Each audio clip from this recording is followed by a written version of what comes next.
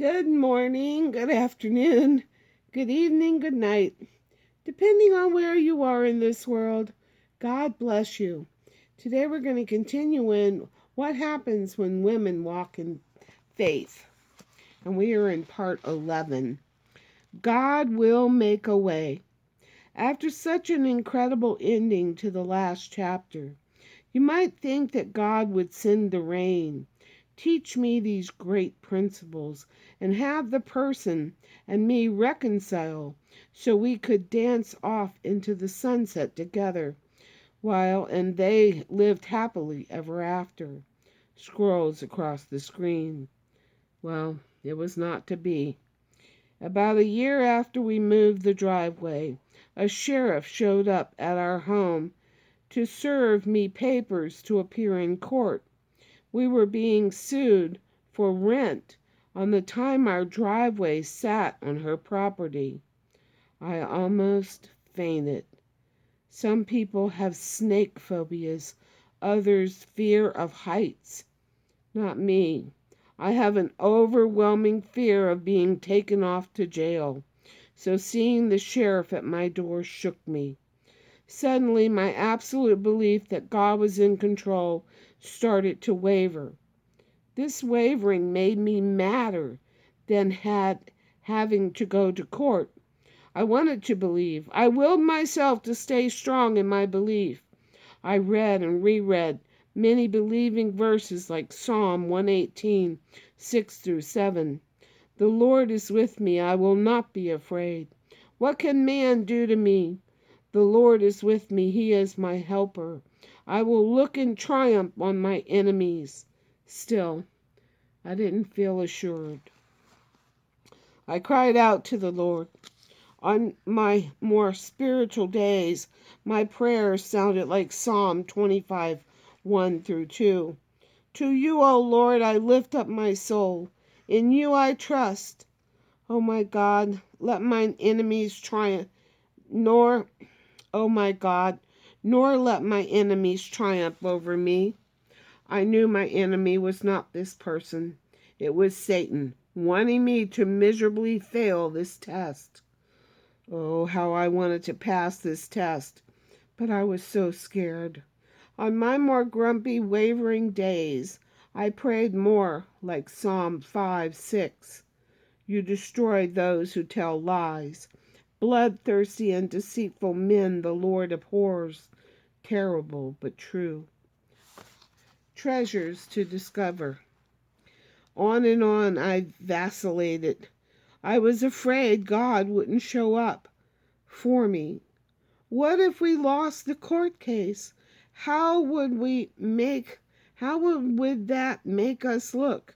Worse, how would that make God look? The truth all along was that God didn't need me to worry about how he would look or figure out a way to make things turn out okay. God doesn't need us to make excuses for him when his children simply make the choice to believe, whether they feel assured or not. Our feelings do not have to dictate our choices.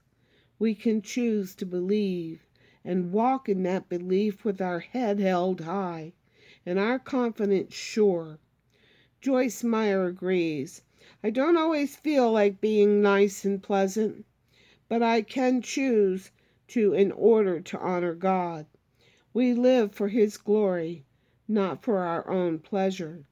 Dreading things does not glorify God. He wants us to live aggressively, to be alive and face each day with courage. How would any parents feel if their children got up each day and said they feared and dreaded the day their parents had prepared for them? They would, of course, feel terrible. God is a parent. He is our parent. Psalm 118:24 reminds us, "This is the day the Lord has made. Let us rejoice and be glad in it." This day has treasures for us to discover. We will find treasures of truth and treasures of God's presence if we choose to look for them. If we walk through this day with our head downcast, we'll miss the treasures. We'll miss the presence. We'll miss his assurance. And for sure, we'll miss out on rejoicing and being glad in this day. Through the blood. If the only things we focus on are doom and gloom our present circumstances bring us, then we'll wallow in the mud. The mud will cloud our vision, skew our focus, and make us forget that the sun still shines above us. But if we make the choice to rejoice and keep looking up when we hit the inevitable mud puddle, our shoes might be a little dirty, but it will not affect the way we see life. The day of our court case, I was much calmer than I expected. Though my hands were shaky, my heart was confident. I knew God had gone before us and would work everything out, regardless of which way the judge ruled. Our accuser presented her side of the case, and we presented ours. We were thankful that the judge dismissed the case. At the instant the judge said dismissed, a beautiful picture popped into my head. One day Jesus will stand between us and our sin, and because of his blood shed on the cross we will hear, "Case dismissed." What a glorious day that will be. My heart was rejoicing in this truth as I turned to make my way out of the courtroom. Suddenly something strange caught my attention and literally took my breath away. It was a trail of blood droplets that led from our courtroom all the way down 2 halls and out the front door of the courthouse. Apparently some man had a nosebleed. Bless his heart. I feel bad he had to be the one to provide the blood, so I could have this wonderful visual. This man's blood made me think of the blood Jesus shed, and of the fact that Jesus' blood leads us out and onward with full assurance. The blood could not be denied that day. It was real. I had to walk through it. Art had to walk through it. And yes, even our accuser had to walk through it.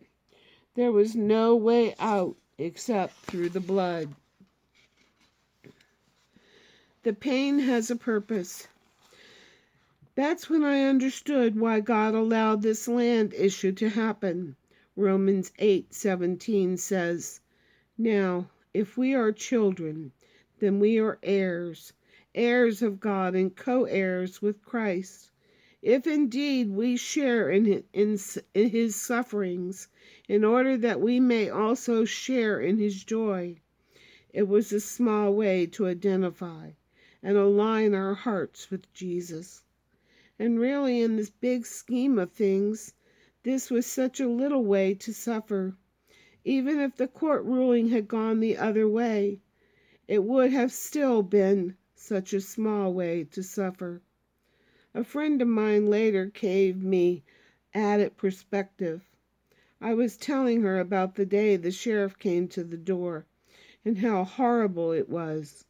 On and on I went until she asked a simple question. "Lisa, do you know what happened in my life the last time a sheriff knocked on my door?" I didn't know what to say. Her response eliminated my pathetic pity party. He was coming to tell me my dad had committed suicide. Do you know how many people are out there today who had a visit from a sheriff? I can almost guarantee you that most of them would trade your visit with theirs in a heartbeat. How humbling, how true. Yes, we will suffer in this life. Something may be causing you to suffer right now, but the pain has a purpose, and you aren't alone. Jesus is right there with you to comfort you in a way only he can, for he knows what real suffering is like. We can't even begin to imagine the way Jesus suffered for us.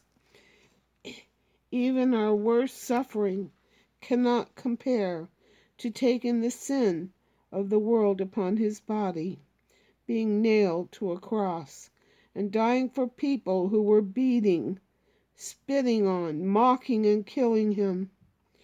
Nor can we compare our suffering to God giving his only Son for all this to happen, as he, his Father, had to turn and forsake his Son. Yet he did all this so that we can share in his glory. We only have to suffer in comparatively small ways, but we will share in his glory in the grandest of ways.